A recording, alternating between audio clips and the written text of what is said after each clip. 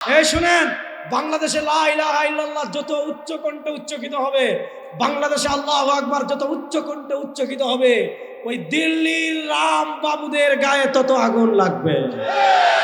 বাংলাদেশে লা ইলাহা ইল্লাল্লাহ যত উচ্চ কণ্ঠে উচ্চারিত হবে, বাংলাদেশে লা ইলাহা ইল্লাল্লাহ যত উচ্চ কণ্ঠে উচ্চারিত হবে, ভারতের দালালদের গায়ে তত বেশি আগুন লাগবে।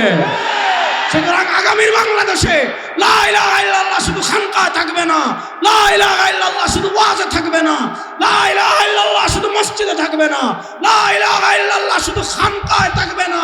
আগামীর বাংলাদেশের ঘর থেকে নিয়ে, মসজিদ থেকে নিয়ে, মাদ্রাসা থেকে নিয়ে, হালকায় জিকির থেকে নিয়ে, ওয়াজ মাহফিল থেকে শুরু করে সংসদ পর্যন্ত এক স্লোগান হবে লা ইলাহা।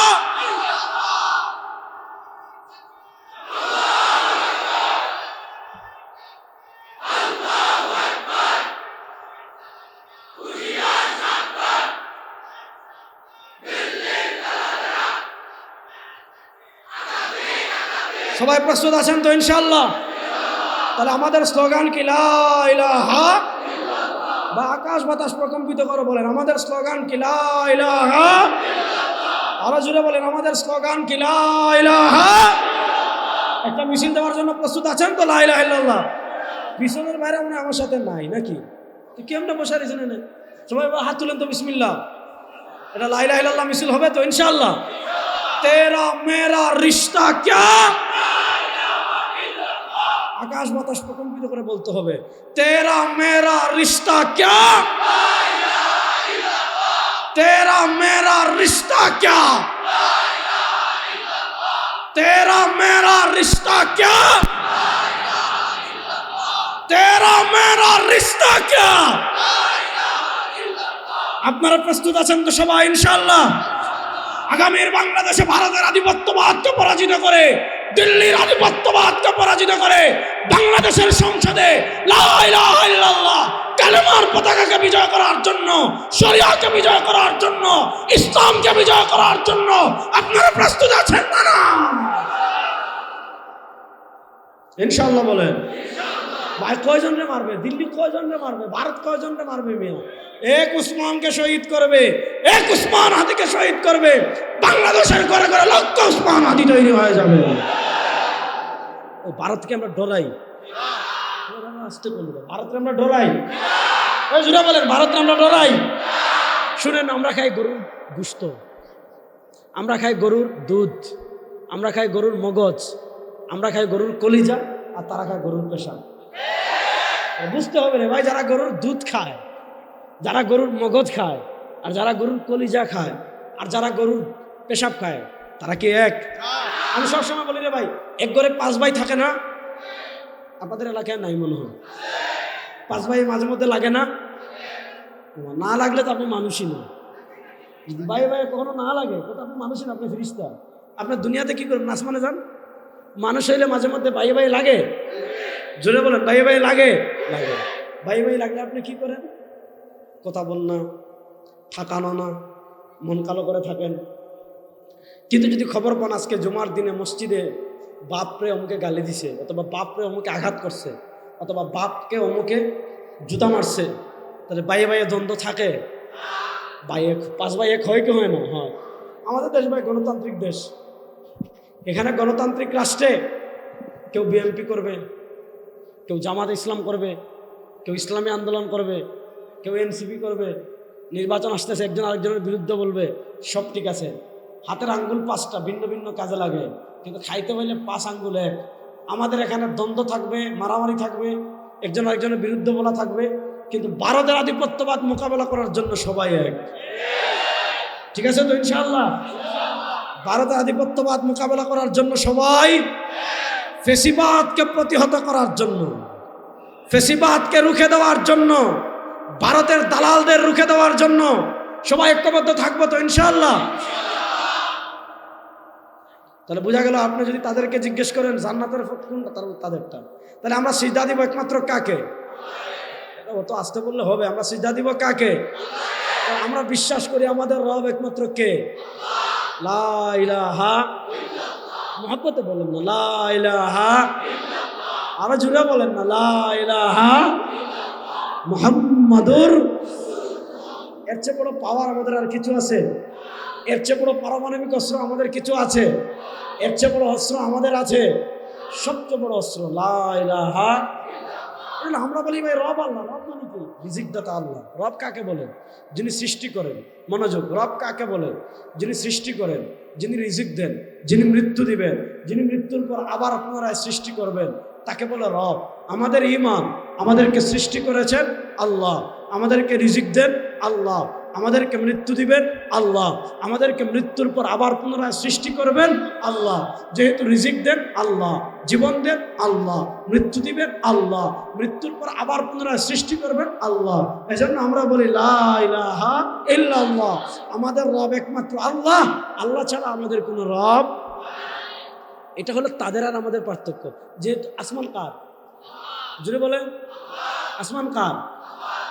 দুনিয়ার কেউ বানাইতে পারবে? ডোনাল্ড ট্রাম্প আসমান বানাইতে পারবেন? আসমান কার? আসতে বললেন। আসমান কার? জমিন কার? সূর্য কার? চন্দ্র কার? দিন কার? রাত কার? রিজিক কার? আমাকে হাত দিয়েছেন কে? আমাকে কথা বলার শক্তি দিয়েছেন কে? আমাকে শোনার শক্তি দিয়েছেন কে? আমরা বলি আসমান আল্লাহর, জমিন আল্লাহর, সূর্য আল্লাহর, চন্দ্র আল্লাহর, দিন আল্লাহর, রাত আল্লাহর, রিজিক আল্লাহর, হাত আল্লাহর, পা আল্লাহর, মানুষ আল্লাহর, সবকিছু আল্লাহর। আমরা বলি আল্লাহর জমিন, আল্লাহর আসমানের নিচ, আল্লাহর জমিন, আল্লাহর কোরআনের আইনে চলবে, কারো বাপের আইনে চলবে না। এটা হলো আমাদের কথা। তারা বলে সকল ক্ষমতার মালিক জনগণ। তোমার 14 গোষ্ঠীর বাপের মাথা মেয়ে, তোমার 14 গোষ্ঠীর বাপের মাথা। সকল ক্ষমতার মালিক জনগণ। জুড়ে বলেন সকল ক্ষমতার মালিক কে? আর জুড়ে বলেন না সকল ক্ষমতার মালিক কে? আরো জুড়ে বলেন সকল ক্ষমতার মালিক কে? দুনিয়াতে আমরা যেহেতু আল্লাহকে সব মানি, সুতরাং দুনিয়াতে আমরা সিজদা দিব একমাত্র কাকে? বলেন না, সিজদা দিব একমাত্র কাকে? আল্লাহকে। আমাদের দেশে এরকম মানুষ আছে কিনা যে যারা ডাইরেক্ট পীরের পায়ে সিজদা দেয়, ডাইরেক্ট মাজারে সিজদা দেয়? আছে না নাই? ডাইরেক্ট কবরে সিজদা দেয়? আছে না নাই? আচ্ছা বলেন, কেউ যদি পীরে সিজদা দেয়, কবরে সিজদা দেয়, মাজারে সিজদা দেয়, ইমান আসে না গেছে? জোরে বলেন, জোরে বলেন, ইমান আসে না গেছে? নিশ্চিত চলে গেছে, কোনো সন্দেহ নেই। এবার বলেন, যারা কবরে সিজদা দেয়, মাজারে সিজদা দেয়, পীরে সিজদা দেয়, তাদেরকে কি আপনি জিজ্ঞেস করবেন যে রাসূলুল্লাহ সাল্লাল্লাহু আলাইহি ওয়াসাল্লাম বলেছেন এটা জান্নাতের পথ, জান্নাতের পথ কেমনে চিনবো? কোনটা দুনিয়া? বাংলাদেশে তো পথের শেষ নাই, বাংলাদেশে তো মতের শেষ নাই। এক এক হুজুর বলে একটা, রেজাউল করিম আপনার সাহেব বলে এইটা, অমুক শায়েখ বলে এইটা, অমুক হুজুর বলে ওইটা, অমুক ইসলামিক স্কলার বলে ওইটা। তাহলে দুনিয়াতে আমি কোন পথে চলবো? জান্নাতের পথ কোনটা? যে মাজারে সিজদা দেয় তাকে জিজ্ঞেস করবেন, সে বলবে জান্নাতের পথ ওইটা। শুনেন, আল্লাহ তাআলা জান্নাতের পথের কোনো নাম বলেন নাই। যে আপনি রেজাউল করিম আবরার সাহেবের দল মানে রাজনৈতিক দল না, রাজনৈতিক দলের কথা আমি বলছি না। রাজনৈতিক দল অসংখ্য হতে পারে। রাসূলুল্লাহ সাল্লাল্লাহু আলাইহি ওয়াসাল্লামকে জিজ্ঞাসা করেছেন সাহাবায়ে কেরাম, মান হিয়া ইয়া রাসূলুল্লাহ, মান হিয়া ইয়া রাসূলুল্লাহ। রাসূলুল্লাহ সাল্লাল্লাহু আলাইহি ওয়াসাল্লাম বলে গিয়েছেন, তাফাররাকাত বানু ইসরাঈল আলা 72 মিল্লাহ। বনু ইসরাইল বিভক্ত হয়েছে 72 দলে। ওয়াসাতাফতারিকু উম্মতি আলা 73 মিল্লাহ। আমার উম্মাহ বিভক্ত হবে 73 দলে। আল্লাহ রাসূল সাল্লাল্লাহু আলাইহি ওয়াসাল্লাম বলেন কুল্লুহুম ফিন্নার, 73 দলের সব জাহান্নামী, ইল্লা মিল্লাতাম ওয়াহিদা, একটা দল জান্নাতি। সব জাহান্নামী, সব ডানে বাম, এই সুজাদের এরা জান্নাতি। সাহাবায়ে কেরাম জিজ্ঞেস করলেন, মান হিয়া ইয়া রাসূলুল্লাহ। যেই দল সিরাতে মুস্তাকিমের উপর চলবে, যেই দল জান্নাতের পথে চলবে, ওই দলকে কেমনে চিনব? আল্লাহ রাসূল সাল্লাল্লাহু আলাইহি ওয়াসাল্লাম জবাব দিয়েছেন, আল্লাহ রাসূল সাল্লাল্লাহু আলাইহি ওয়াসাল্লাম জবাব দিতে গিয়ে কোনো নাম বলেন নাই। তিনি দুটা প্রতীক বলেছেন। বাংলাদেশে গত পরশু থেকে নির্বাচনী প্রচারণা শুরু হয়েছে। আপনার ব্যক্তি চিনা লাগবে না। যদি দেখেন আপনার রাস্তা দিয়ে স্লোগান দিয়ে যাচ্ছে, ওই মার্কা আছে রে, কোন সে মার্কা ধানের শীষ, তাহলে আপনি বুঝবেন উনি বিএমপি করে। রাস্তা দিয়ে স্লোগান যাচ্ছে, কোন সে মার্কা হাত পাখা, আপনি বুঝবেন ইসলামী আন্দোলন। রাস্তা দিয়ে স্লোগান দিয়ে যাচ্ছে কুনসে মার্কা দাড়িপাল্লা, আপনি বুঝবেন জামাত। রাস্তা দিয়ে স্লোগান দিয়ে যাচ্ছে কুনসে মার্কা শাপলাকলি, আপনি বুঝবেন এনসিপি। রাস্তা দিয়ে স্লোগান দিয়ে যাচ্ছে কুনসে মার্কা রিক্সা, বুঝবেন মামুনুল হক সাহেবের দল। যেটা মার্কা দেখে দল বোঝা যায়। আল্লাহ রাসূল সাল্লাল্লাহু আলাইহি ওয়াসাল্লাম যে বলেছেন যে জান্নাতের পথে এই সোজা পথ, কারা সোজা পথে আছে চিনবেন কেমনে? আল্লাহ রাসূল সাল্লাল্লাহু আলাইহি ওয়াসাল্লাম, আবার বলি, আল্লাহ রাসূল সাল্লাল্লাহু আলাইহি ওয়াসাল্লাম জান্নাতি দলের দুইটা প্রতীক দিয়েছেন।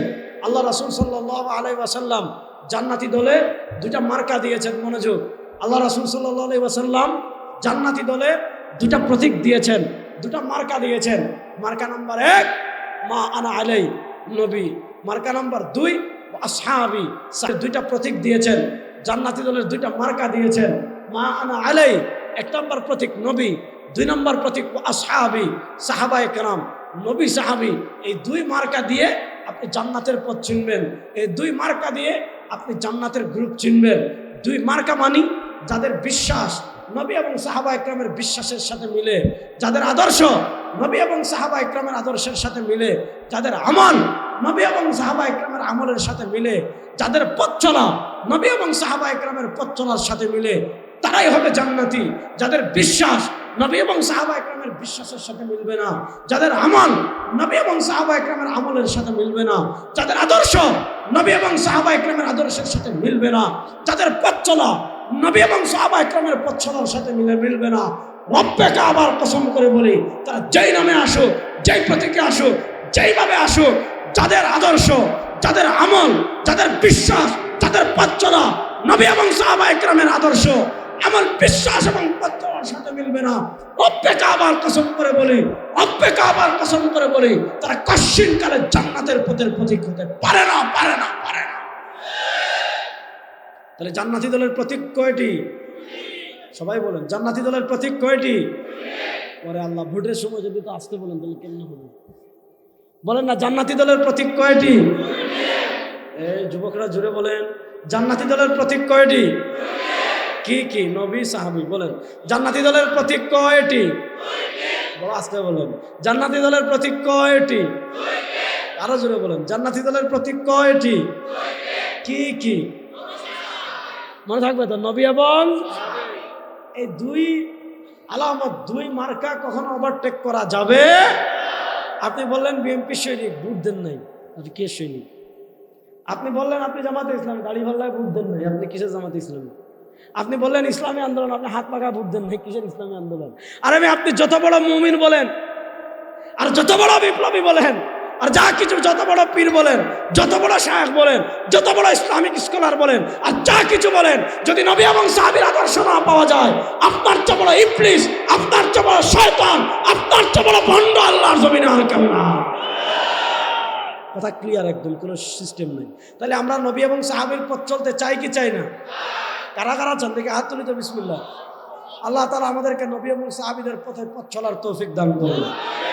আজ কিন্তু শেষ না, শেষের অংশ ব্যাখ্যা করলাম, গলা কিন্তু ভাঙ্গা, তারপরে কথা বলতেছি। ওয়ালা তাত্তাবিউ খুতুওয়াতিশ শাইতান, নবী বলেছেন শয়তানের পথের অনুসরণ করো না। এই শয়তানের পথ চেনার জন্য 2টা আলামত, নবী, সাহাবী। এবার আসেন আয়াতের প্রথম অংশে যাই।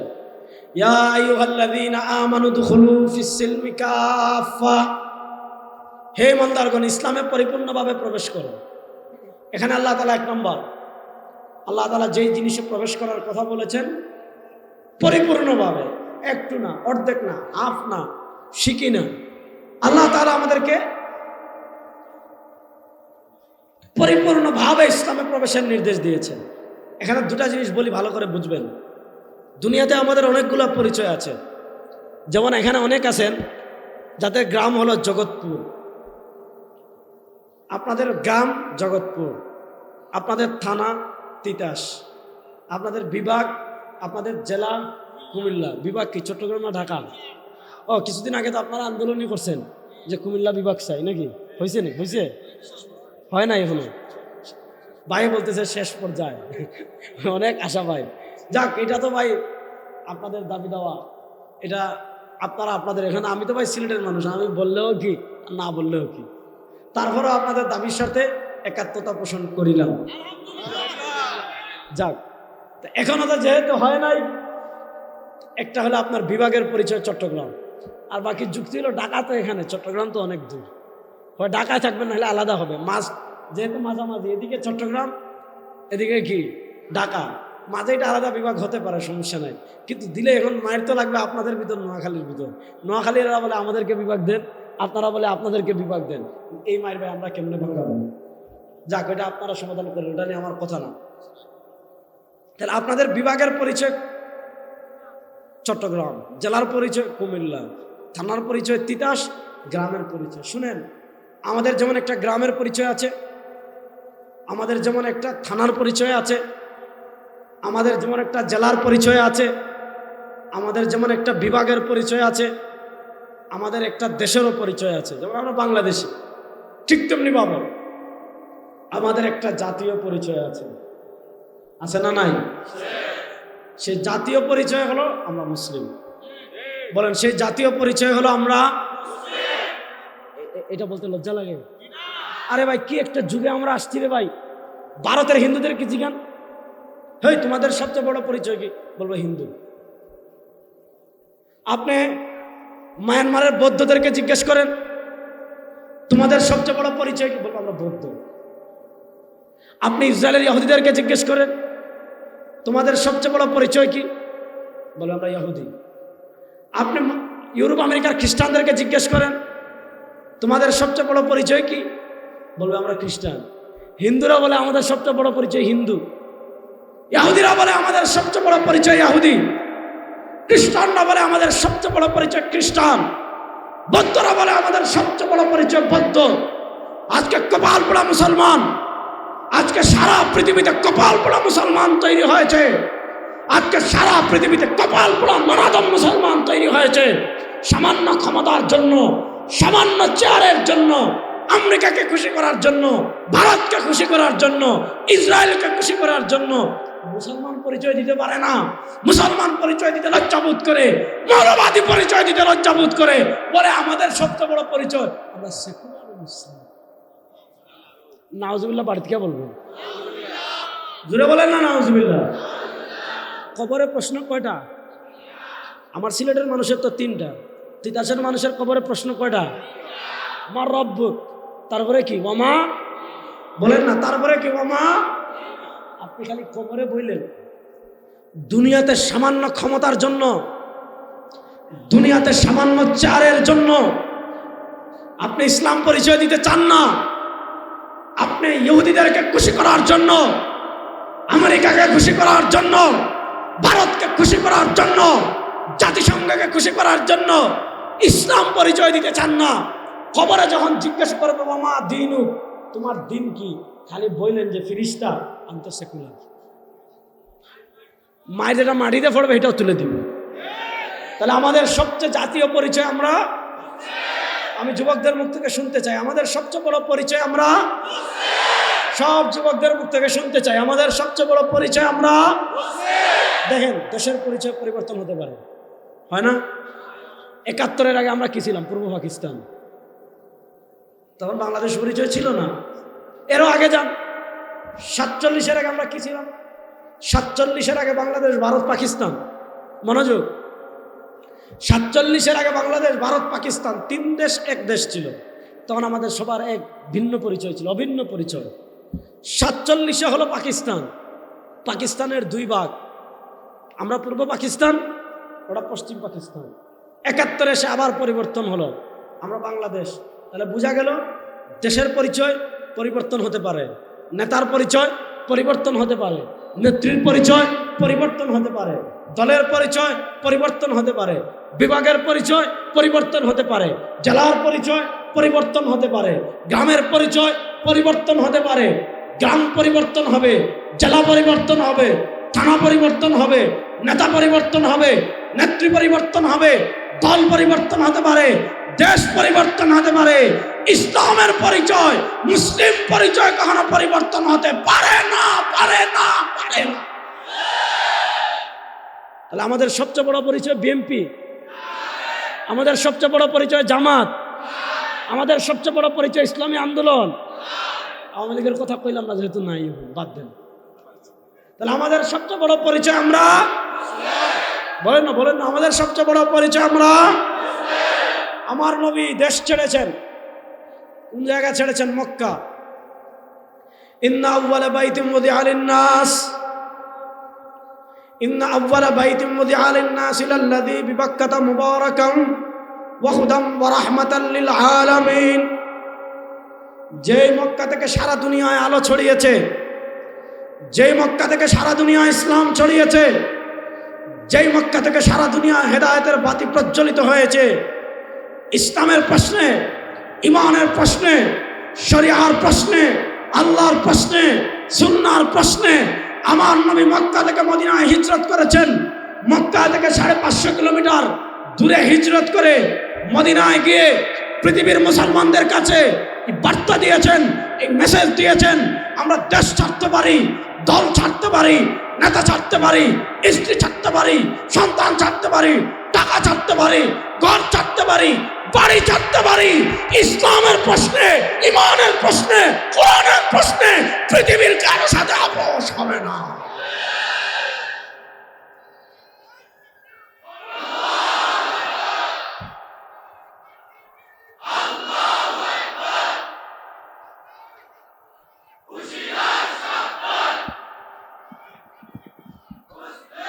না, এটা আরো আসতে বলেন, আরো আসতে বলেন।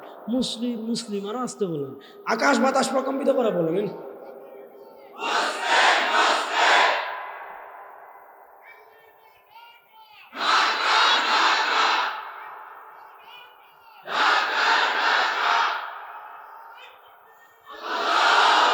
তাহলে বলেন আমাদের সবচেয়ে বড় পরিচয় কি? আমরা যুবকরা এই পরিচয় দিতে পারবেন তো? ইনশাআল্লাহ।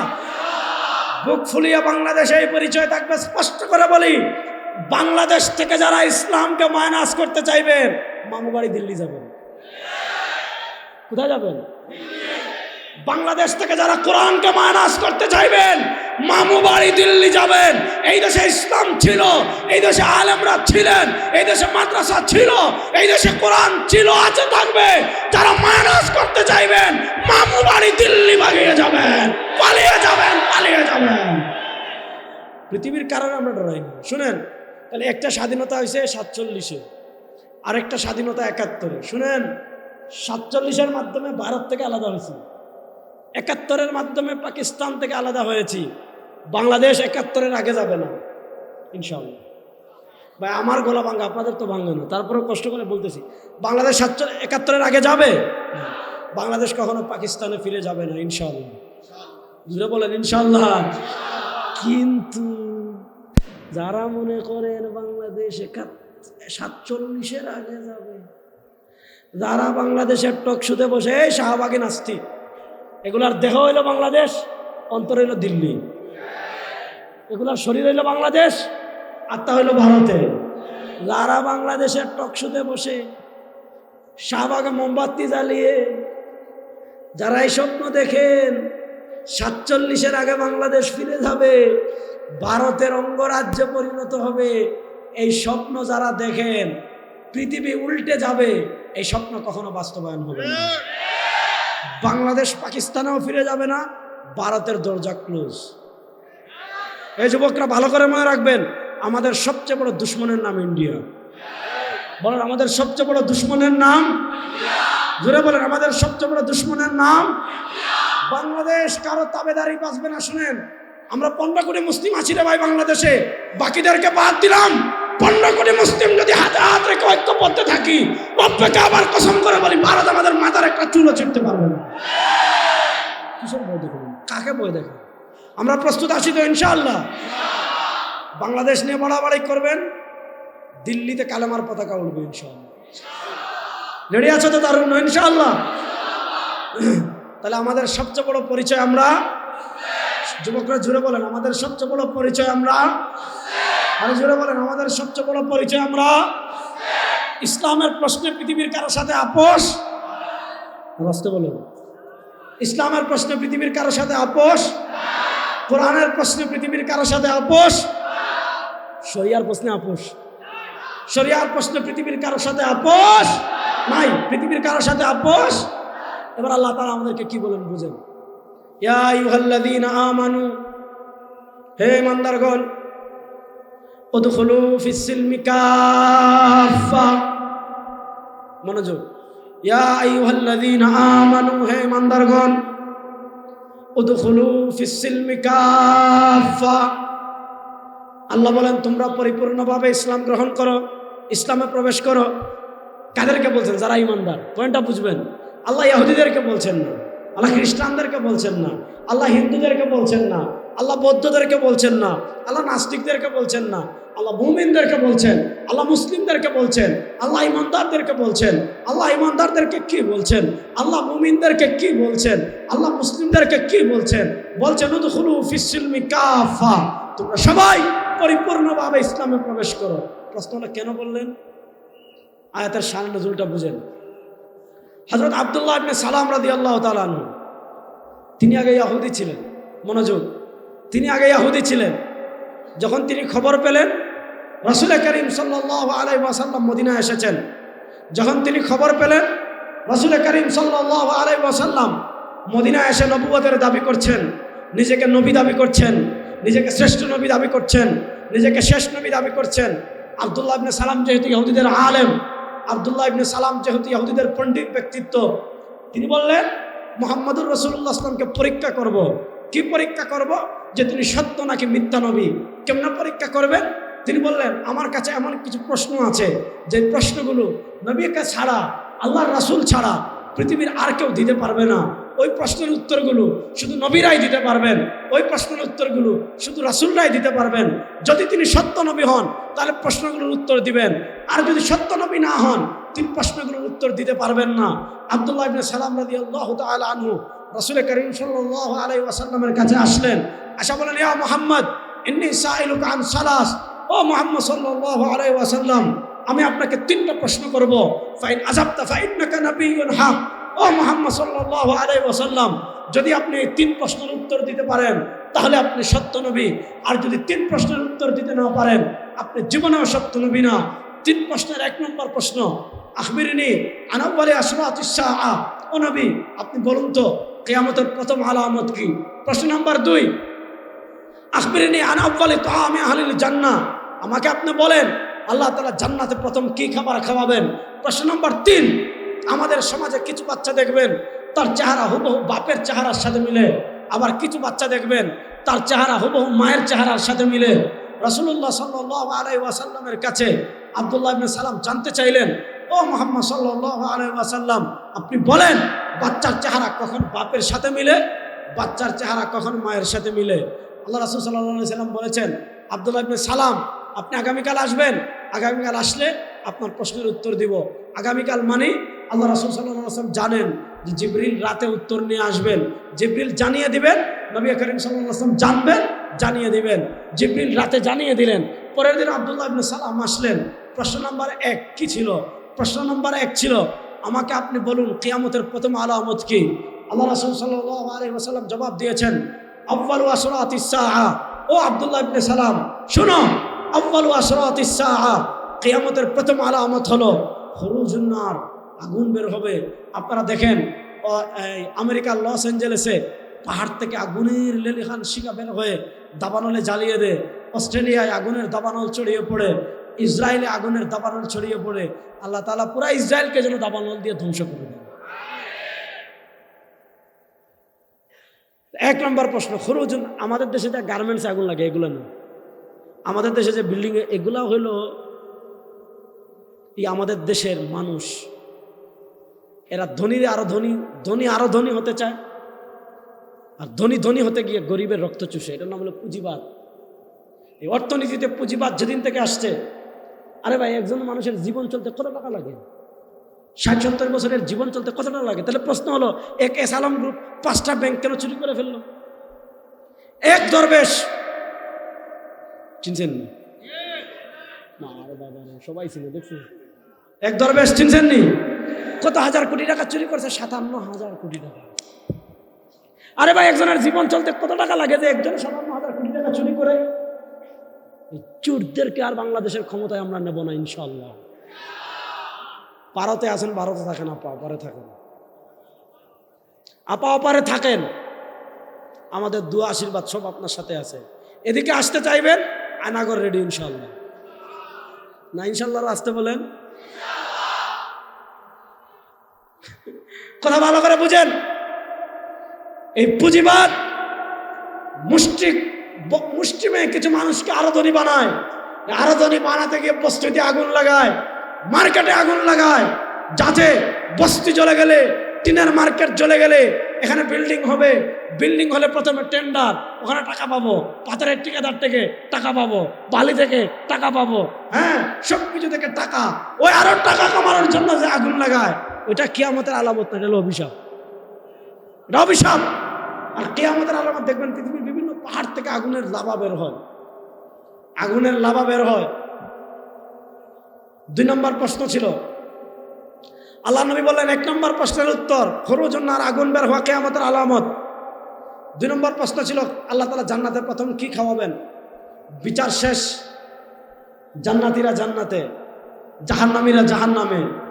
জান্নাতীরা জান্নাতে যাওয়ার পর, জাহান্নামীরা জাহান্নামে যাওয়ার পর আল্লাহ তাআলা জান্নাতবাসীকে প্রথম মেহমানদারি করাবেন আনুষ্ঠানিক। আব্দুল্লাহ ইবনে সালাম জানতে চেয়েছিলেন যে প্রথম কি খাওয়াবেন। আল্লাহ রাসূল সাল্লাল্লাহু আলাইহি ওয়াসাল্লাম জবাব দিচ্ছেন, আউয়ালু তুআমি আহলিল জান্নাহ কাবিদুল হুত। আল্লাহ তাআলা প্রথম জান্নাতবাসীকে মাছের কলিজা খাওয়াবেন। আল্লাহ এখানে যেমন একসাথে বসছি, আল্লাহ জান্নাতের সবাইকে একসাথে মাছের কলিজা খাবার তৌফিক দিন। জান্নাতে যেতে চাইতো সবাই ইনশাআল্লাহ? কারা কারা জান দেখে একটু হাত তুলিতে সবাই। জান্নাতে যেতে হলে, জান্নাতে যেতে হলে আল্লাহ নবী যে রক্ত মাখা ইসলাম রেখে গিয়েছেন, আল্লাহ নবী রক্ত মাখা আদর্শ রেখে গিয়েছেন, আল্লাহ নবী তার দান দান শহীদ করা ইসলাম রেখে গিয়েছেন, সেই ইসলাম বাদ দিয়ে গণতন্ত্রের পিছনে দৌড়াবেন, সেই ইসলাম বাদ দিয়ে ধর্মনিরপেক্ষতার পিছনে দৌড়াবেন, সেই ইসলাম বাদ দিয়ে সমাজতন্ত্রের পিছনে দৌড়াবেন, সেই ইসলাম বাদ দিয়ে ভারতের পিছনে দৌড়াবেন, সেই ইসলাম বাদ দিয়ে আমেরিকার পিছনে দৌড়াবেন। কি জান্নাত এত সহজ না? প্রস্তুত আছেন তো? আজ থেকে ধর্মনিরপেক্ষতার পিছনে দৌড়াবো না, ভারতের পিছনে দৌড়াবো না, আমেরিকার পিছনে দৌড়াবো না, ডেমোক্রেসির পিছনে দৌড়াবো না, সমাজতন্ত্রের পিছনে দৌড়াবো না, আল্লাহর ইসলামের পিছনে, কোরআনের পিছনে, দ্বীনের পিছনে, শরিয়ার পিছনে দৌড়ানোর জন্য প্রস্তুত সবাই আছেন না? না, আল্লাহ সবাইকে কবুল করুন। আসতে বলে না, আল্লাহ সবাইকে কবুল করেন, সবাই বলে না আমি। 3 নম্বর প্রশ্ন ছিল বাচ্চার চেহারা কখন বাপের সাথে মিলে, কখন মায়ের সাথে মিলে। এটা এখানে বলা যাবে না, যাক বিয়ে শাদী করলে এমনি বুঝবেন, সমস্যা নাই, না বুঝলেও সমস্যা নাই। এটা একান্ত দাম্পত্য জীবন সংক্রান্ত আলাপ, তো এখানে ছোট ভাইরা আছে, এটা সব জায়গায় সব কথা বলা যায় না, না বুঝলেও সমস্যা নেই। আল্লাহ রাসূল সাল্লাল্লাহু আলাইহি ওয়াসাল্লাম যখন 3 প্রশ্নের উত্তর দিয়ে দিয়েছেন, আব্দুল্লাহ ইবনে সালাম নিশ্চিত হয়ে গেলেন, আব্দুল্লাহ ইবনে সালাম নিশ্চিত হয়ে গেলেন যে এই লোক কখনো মিথ্যা না, তিনি সত্য নবী। সাথে সাথে কালেমা পড়লেন, আশহাদু আল্লা ইলাহা ইল্লাল্লাহু ওয়াহদাহু লা শারীকা লাহু ওয়া আশহাদু আন্না মুহাম্মাদান আবদুহু ওয়া। উনি কি ছিলেন? পয়েন্ট, মনোযোগ, তাওয়াজ্জুহ, তরুণরা মনোযোগ। তিনি কি ছিলেন? ইহুদিদের পণ্ডিত ছিলেন, আলেম ছিলেন। তিনি বলেন, ইয়া রাসূলুল্লাহ, আমি যদি এখন ইহুদিদের কাছে গিয়ে ইসলাম গ্রহণ করি, ইসলামের ঘোষণা দেই, তারা মনে করবে আপনি আমাকে জাদু করেছেন, টাকা দিয়েছেন, ঘুষ দিয়েছেন।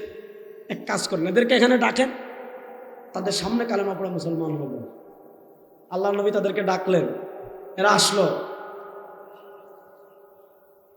আব্দুল্লাহ ইবনে সালাম রাদিয়াল্লাহু তাআলা পর্দার আড়ালে আল্লাহ রাসূল সাল্লাল্লাহু আলাইহি সাল্লাম জিজ্ঞাসা করলেন, কাইফা আব্দুল্লাহ ফিকুম, তোমরা বলো আব্দুল্লাহ ইবনে সালাম লোকটা কেমন?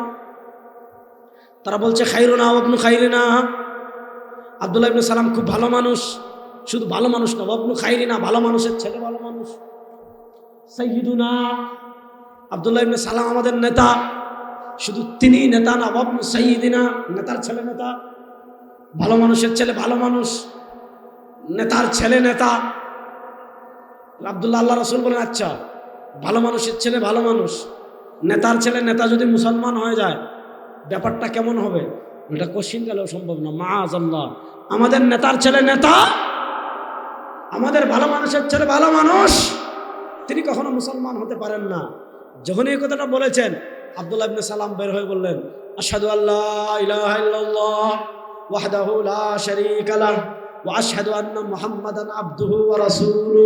একটু আগে বলেছে তিনি নেতার ছেলে নেতা, ভালো মানুষের ছেলে ভালো মানুষ। যখনই আব্দুল্লাহ ইবনে সালাম কালেমা পড়ে মুসলমান হয়ে গেলেন, এখন ইহুদিরা বলে শাররুনা ওয়াবনু শাররিনা, সে খারাপ, তার বাপ খারাপ, দাদা খারাপ, তার 14 গোষ্ঠী খারাপ। এটা ইহুদিদের স্বভাব হলো পল্টিবাজি, ইহুদিদের স্বভাব হলো পল্টিবাজি। শুনেন, এই যুবকরা এভাবে হাত মুষ্টিবদ্ধ করেন তো ইনশাআল্লাহ, বলেন ইনশাআল্লাহ। সামনে সময় আসতেছে ইনশাআল্লাহ, ইনশাআল্লাহ বলেন। ভাদ্র মাসের কুত্তারে মানুষ যেভাবে পিটায়, আগামীতে ইসরায়েলের ইহুদিদেরকে ওইভাবে পিটানো হবে ইনশাআল্লাহ, সারা পৃথিবীতে ইনশাআল্লাহ। শোনেন, আমাদের নেতা, আমরাও আমাদের নেতার অপেক্ষায় আছি। আমাদের নেতার অপেক্ষা না, আমাদের নেতা ঈসা তো একদিন আসবেন। ঈসা আসার আগে সময় আর বেশি দিন বাকি নাই। আপনারা প্রস্তুতি নেন। হিন্দুস্তানে হিন্দুবাদী আধিপত্যবাদী শক্তির বিরুদ্ধে লড়াই হবে, ইহুদিবাদী শক্তির বিরুদ্ধে লড়াই হবে। বায়তুল মাকদিস বিজয় হবে হবে ইনশাআল্লাহ। পৃথিবীর কেউ দমায় রাখতে পারবে না।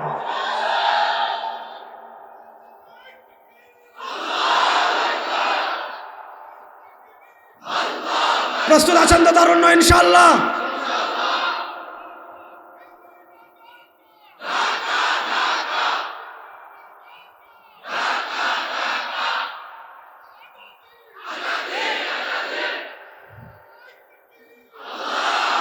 ইনশাআল্লাহ শোনেন, বায়তুল মাকদিসে ইসলামের পতাকা সামনে উঠতেছে ইনশাআল্লাহ। সময় বেশি দিন বাকি নাই। এখন মক্কা মদিনায় যেভাবে যাই, আগামীতে বায়তুল মাকদিস ওইভাবে যাবো ইনশাআল্লাহ। জোরে বলেন না ইনশাআল্লাহ? কিপটামি করেন করো, জোরে বলেন না ইনশাআল্লাহ? আজান কয়টা? 40 না? আর একটু সময় আছে। আমার গলা ভেঙে গেছে তো আগ থেকে, কাল থেকে গলা ভাঙ্গা। আর একটু বলি, শুনবেন তো ইনশাআল্লাহ? শুনেন, আব্দুল্লাহ ইবনে সালাম রাদিয়াল্লাহু তাআলা আনহু যখন কালেমা পড়ে মুসলমান হয়ে গেলেন, ইসলাম গ্রহণ করার পর তিনি 100 ইসলামকে ফলো করেন, কোনো সন্দেহ নেই। কিন্তু দেখেন, আল্লাহ তাআলা সব ধর্মে একদিনকে সম্মানই করেন। আমাদের ইসলাম ধর্মে শনি, রবি, সোম, মঙ্গল, বুধ, বৃহস্পতি, শুক্র, এই 7 দিনের মধ্যে শ্রেষ্ঠ দিন কি বার? সবাই বলেন, শ্রেষ্ঠ দিন কি বার? কোনো সন্দেহ নাই। আমাদের 7 দিনের মধ্যে ইন্না মিন আফদালি আইয়ামিকুম ইয়াউমুল জুমআ, ইমাম বুখারী রাহমাতুল্লাহ আলাইহি সহিহ বুখারীতে বর্ণনা এনেছেন, তোমাদের মধ্যে শ্রেষ্ঠতম দিন শুক্রবার। শুক্রবারকে আল্লাহ যেমন সম্মানী করেছেন, আল্লাহ শুক্রবারকে সম্মানিত করার সাথে সাথে শুক্রবারের কিছু আমলও আমাদেরকে দিয়েছেন।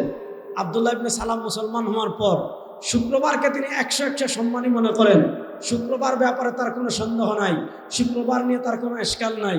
কিন্তু আগে যেহেতু তিনি ইহুদিদের আলেম ছিলেন, ইহুদিদের পণ্ডিত ছিলেন, ইহুদি ধর্মে শনিবার ছিল সম্মানী। আল্লাহ তাআলা তাদেরকে শনিবারে মাছ ধরতে নিষেধ করেছিলেন, আপনারা জানেন। তো শুক্রবারকে তিনি 100 সম্মান করতেন। শুক্রবার নিয়ে তার কোনো আপত্তি নেই, শুক্রবার নিয়ে তার কোনো সন্দেহ নাই। কিন্তু আগের ধর্মে যেহেতু শনিবার সম্মানী ছিল, তার অন্তরের কোণায় শনিবারের প্রতি একটা টান রয়ে গেছে। আমাদের ধর্মে উটের গোশত খাওয়া হালাল, আমাদের ধর্মে উটের দুধ খাওয়াও হালাল। ইহুদিরা এটার দুধও খেত না, ইহুদিরা উটের গোশতও খেত না। আব্দুল্লাহ ইবনে সালাম রাদিয়াল্লাহু তাআলা আনহু মুসলমান হয়ে গিয়েছেন, কিন্তু আগের ধর্মে উটের গোশত খেতেন না, আগের ধর্মে উটের দুধ খেতেন না। মুসলমান হওয়ার পরও তিনি উটের দুধ খেতেন না, মুসলমান হওয়ার পরও তিনি উটের দুধ খেতেন না। এই যে তিনি উটের গোশত খান নাই, এই যে তিনি উটের দুধ খান নাই, এটা আল্লাহ তাআলার পছন্দ হয় নাই। আপনি মুসলমান হওয়ার পর ইহুদিবাদের প্রতি টান থাকবে, ইহুদি ধর্মের আমলের প্রতি টান থাকবে, এটা আল্লাহর পছন্দ হয় নাই। আল্লাহ তাআলা আয়াত নাযিল করলেন, ইয়া আইয়ুহাল্লাযীনা আমানু, হে ঈমানদারগণ, উদখুলু ফিস সিলমি কাফা, পরিপূর্ণভাবে ইসলামে প্রবেশ করো। বোঝা গেল, ইসলামে প্রবেশ করার পর ইহুদিবাদ মানার আর কোনো সুযোগ নাই, খ্রিস্টবাদ মানার আর কোনো সুযোগ নাই, হিন্দুত্ববাদ মানার আর কোনো সুযোগ নাই, ডেমোক্রেসি মানার কোনো সুযোগ নাই, সেকুলারিজম মানার কোনো সুযোগ নাই, সোশ্যালিজম মানার কোনো সুযোগ নাই। যারা পরিচয় দিবে আমরা মুসলিম, যারা পরিচয় বলবে আমরা মুসলিম, যারা বলবে আমরা বিশ্বনবীর উম্মাহ, আমাদের ঘর থেকে নিয়ে রাষ্ট্র পর্যন্ত, জন্ম থেকে নিয়ে মৃত্যু পর্যন্ত ইসলামই মানতে হবে। ইসলামের বাইরে 1 ইঞ্চি যাওয়ার কোনো সুযোগ। কথাটা বুঝাইতে পারছি? আব্দুল্লাহ ইবনে সালাম রাদিয়াল্লাহু তাআলা একটু গেছেন, ভাই হুজুর আসলে দেখবেন, আমার দিকে থাকান, হুজুর আসলে তো বয়ান করবেন, আপনারা দেখবেন। ভাই তোমরা যারা আসতেছো বাসিটা একটু আসতে পারো, সমস্যা নেই। সবাই আমার দিকে আসেন তো, আমার দিকে থাকান সবাই, আমার দিকে আসেন তো সবাই ইনশাআল্লাহ। এবার কথাটা ভালো করে শুনেন। ইসলাম গ্রহণ করার পর, আবার বলি, ইসলাম গ্রহণ করা, সবাই এরকম করে তো শেষ করে দেবেন। ইসলাম গ্রহণ করার পর ইহুদিবাদ মানার কোনো সুযোগ, ইসলাম গ্রহণ করার পর খ্রিস্টবাদ মানার কোনো সুযোগ, ইসলাম গ্রহণ করার পর হিন্দুত্ববাদ মানার কোনো সুযোগ, ইসলাম গ্রহণ করার পর ধর্মনিরপেক্ষতা মানার কোনো সুযোগ, ইসলাম গ্রহণ করার পর সোশ্যালিজম তথা সমাজতন্ত্র মানার কোনো সুযোগ, ইসলাম গ্রহণ করার পর অনলি ওয়ান ইসলাম, ইসলাম গ্রহণ করার পর 100 এই সমস্যা কি? আজকে ইসলামকে মানাই ফেলছি আমরা জিলাপি খাওয়ার ধর্ম। এই যে আমি ওয়াজে আসছি, এই যে ভাইরা আমার চা দিছে, এই চা যদি আমি বাম হাতে খাই, মনোযোগ, এই চা যদি আমি বাম হাতে খাই, আমার ডান হাতে সিগারেট, আল্লাহ না করো, বাম হাতে চা, একবার বাম হাতে চা টান দেই, ডান হাতে সিগারেট খাই। আচ্ছা বলেন, আমি যদি ডান হাতে সিগারেট খাই আর বাম হাতে চা খাই, আপনারা কি আমাকে ওয়াজ করতে দিবেন? দিবেন না, আন্দাজ করলে হইব। আমি যদি ডান হাতে সিগারেট টান দেই আর বাম হাতে চা খাই, আপনারা কি আমাকে ওয়াজ করতে দিবেন? কেন দিবেন না? হুজুর কি ওয়াজ করবে? তো এর মধ্যেই তো ইসলাম নেই। সে চা খাচ্ছে বাম হাতে, ডান হাতে সিগারেট খাচ্ছে, সে চা খাচ্ছে বাম হাতে, ডান হাতে সিগারেট খাচ্ছে। যে হুজুর খাওয়ার ভিতর ইসলাম মানে না, তারা দিয়ে কি ওয়াজ করাবেন? কারণ আপনারা জানেন পান করতে হয় ডাইন হাতে। আচ্ছা, এখানে আমি যখন আসছি, গাড়ি আপনারা নিয়ে আসছেন, হুজুর আসছে, যখন গাড়ি থেকে নামছে দেখলেন হুজুরে হাফ প্যান্ট পরা, এটা গেঞ্জি পরা, মাথা একটা ক্যাপ দেওয়া, চুলে যেটুকু লম্বা, হ্যাঁ, এরপরে আপনার কানে ইয়ারফোন লাগানো। এখানে যদি ওয়াজ করতে আসে হুজুর এই ড্রেস আপে, আপনারা ওয়াজ করতে দিবেন? বলেন, ওয়াজ করতে দিবেন? কেন দিবেন না? যে এই হুজুরের পোশাকে তো ইসলাম নাই, সে কি ওয়াজ করবে? আচ্ছা বলেন, এই যে আমি বাম হাতে চা খাওয়ার কারণে, ডান হাতে ইস্তিনজা করার কারণে, সিগারেট খাওয়ার কারণে আপনি আমার উপর আপত্তি করেছেন, আমি আপনার আপত্তিকে 100 সাপোর্ট করি। প্রশ্ন হলো কিভাবে খাবেন, কি খাবেন? এটা যেমন ইসলামে আছে। কি পোশাক পরিধান করবেন, এটা যেমন ইসলামে আছে। কিভাবে ইস্তিনজা করবেন, ওটা যেমন ইসলামে আছে। কিভাবে ওযু করবেন, এটাও যেমন ইসলামে আছে। কিভাবে গোসল করবেন, এটাও যেমন ইসলামে আছে। কিভাবে নামাজ পড়বেন, এটাও যেমন ইসলামে আছে। কিভাবে রোজা রাখবেন, এটাও যেমন ইসলামে আছে। কেউ চুরি করলে, কেউ খুন করলে, কেউ ডাকাতি করলে, কেউ ধর্ষণ করলে, কেউ আপনার দুর্নীতি করলে, কেউ দেশের টাকা বিদেশে পাচার করলে, কেউ উন্নয়নের নামে রোডের বদলে পাশ দিলে, কেউ অন্যায়ের সম্পদ দখল করলে, তার কি শাস্তি হবে? ইসলামে কোরআনে নবীর আদর্শে আছে না? না, এখানেই তো বাসটা দিয়েছে আমাদের। বাসটা মেয়া খাইছি এটাই। নামাজ কেমনে পড়বে, এটা যেমন ইসলামে আছে। রাষ্ট্র কেমনে চলবে, ইসলামে নাই। বুঝলে বলেন, রাষ্ট্র কেমনে চলবে, ইসলামে আছে না নাই? হাইকোর্ট, সুপ্রিম কোর্ট, বিচার ব্যবস্থা কেমনে হবে, ইসলামে আছে না নাই? অর্থনীতি কেমনে পরিচালিত হবে, ইসলামে আছে না নাই? এখানে আমাদের সমস্যা। আমাদেরকে বলে ইসলাম থাকবে বিয়েতে, আমাদেরকে বলে ইসলাম থাকবে রোজাতে, আমাদেরকে বলে ইসলাম থাকবে ওয়াকফে, আমাদেরকে বলে ইসলাম থাকবে জিলাফিতে, ইসলাম থাকবে খিচুড়িতে, ইসলাম থাকবে ওয়াজে। রাষ্ট্রে আব্রাহাম লিঙ্কন, বিচার ব্যবস্থায় ব্রিটিশ, অর্থনীতিতে পুঁজিবাদ। না, উদখুলু ফিস-সিলমি কাফা। ঘরে যেমন ইসলাম, পোশাকে যেমন ইসলাম, খাওয়াতে যেমন ইসলাম, বিচার ব্যবস্থায় ব্রিটিশের বিচার ব্যবস্থাকে বাদ দিয়ে আল্লাহর কোরআনের বিচার ব্যবস্থার প্রয়োজন আছে না নাই? অর্থনীতিতে পুঁজিবাদকে বাদ দিয়ে ইসলামের অর্থনীতি প্রতিষ্ঠার প্রয়োজন আছে না নাই? সুতরাং ইসলামের বিচার ব্যবস্থা পরিচালিত হোক বাংলাদেশে। এই দাবির সাথে আপনারা একমত আছেন? কারা কারা চান ইসলামী বিচার ব্যবস্থা থেকে হাত তোলেন তো। বাংলাদেশের শরিয়া বিজয় হোক, এই দাবির সাথে আপনারা একমত আছেন তো ইনশাআল্লাহ?